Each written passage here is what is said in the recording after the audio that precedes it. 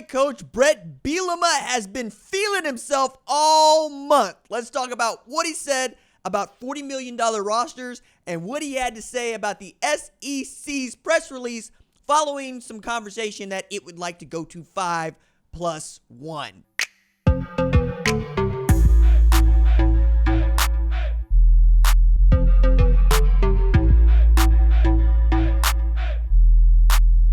What's up, kinfolk? It's RJ Young. I am not on a step mill. If this is your first time watching Adapt and Respond with me, RJ Young, thank you for joining us here. We talk college football year round. This is really a college football show that kind of dips in and dips out of some other spaces, but you know what time it is. Take a look at the thumbnails. Take a look at the content that we be doing on the show. Listen to the podcast over on Apple Podcasts, Spotify. Give us a follow on Spotify. Leave us some 5-star ratings. I'm going to try to come up with some goodies and some giveaways to get y'all to get over there and give you, man, some reviews. Kind of stuck at 294 reviews right now. I'd like to get 300. See how that looks. People have been telling me they would like an audio podcast for over a year. As we get closer and closer to college football season, I'm going to expect y'all to listen to it. Now, what is it that Bret Bielema is actually doing here, man? Because a couple weeks ago, he joined Curt Cignetti in telling people that he expects most big-time Power 4 rosters to cost between $30 and $35 million once you factor in what the revenue sharing is probably going to look like. For those of you living underneath that particular rock, we expect that Judge Wilkins will sign on a settlement for a House versus the NCAA that, as a large part of it is going to pertain, we're going to see teams have to share at least $20.8 million of their revenue if they hit the cap, right? But that's also supposed to be the max amount of money that your university is allowed to pay out across its entire athletic budget. That is everything from women's rowers to the football team. But we do know that the market demands football players get paid more than most women's rowers. Okay. Last year, we know that Ohio State spent about $20 million on its football roster.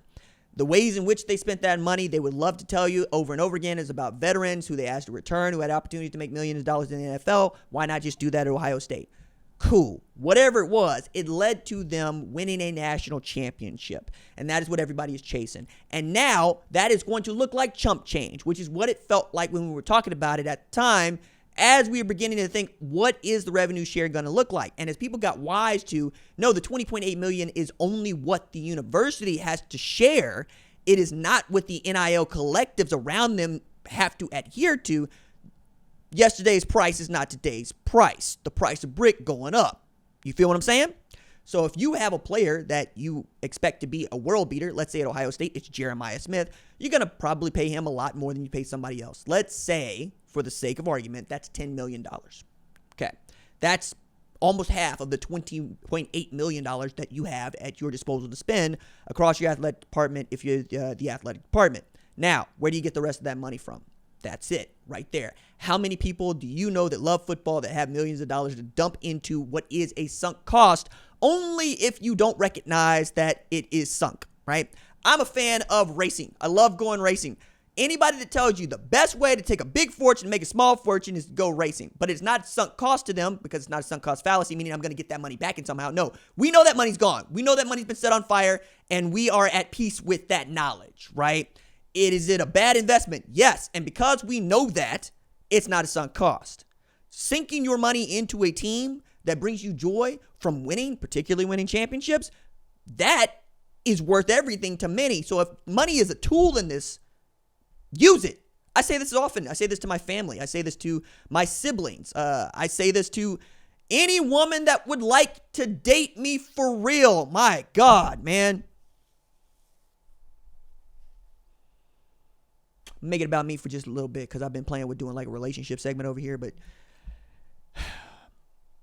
your man's make a good living. Your man's lives alone. Your man's owns a home. Your man's owns a motorcycle. He owns a sports car. He just bought a truck with cash. He's about to get that truck lifted. He's about to put 33s on that truck. He's about to put a chase rack on that mug. We're going to get 2 tires in that. We're about to be an overlanding monster. Your man talks about college football for a living. It's a good job. Your man, he writes books. It's good job. But your man can't seem to find a good date. So when it comes to spending money, that's a tool. It's a tool. If I got it, you got it, baby. That's what it is. Because it's not the final thing. Money is not the issue. Money's not the thing. Money's a tool to get you to where you want to go. Money's about experiences. Money's about building. Money is not about an end. I know it feels that way when you ain't got none. Remember, 2018, 2019, I'm living in an efficiency apartment. You know what I mean? You know, I'm coupon cutting like everybody else. I still coupon cut because I'm that type. And I don't pass up a good deal, but we're not going to act like money is the end here. Money gets us closer to the goal. And if the goal is to win championships, yeah, you're going to sink all the money you got into it. What I find rather unbecoming is a rich man trying to tell me he don't spend no rich man money. If you spend $40 million on your roster, baby, flaunt it. Texas, why are you backtracking? Stop it. You're the flagship of the football state. Yeah, if you spend $40 million, tell everybody that. Ohio State, Ross Bjork, straight up and down, told Ross Dellinger with a straight face, yeah, we spent $20 million on the roster, and I'd do it again.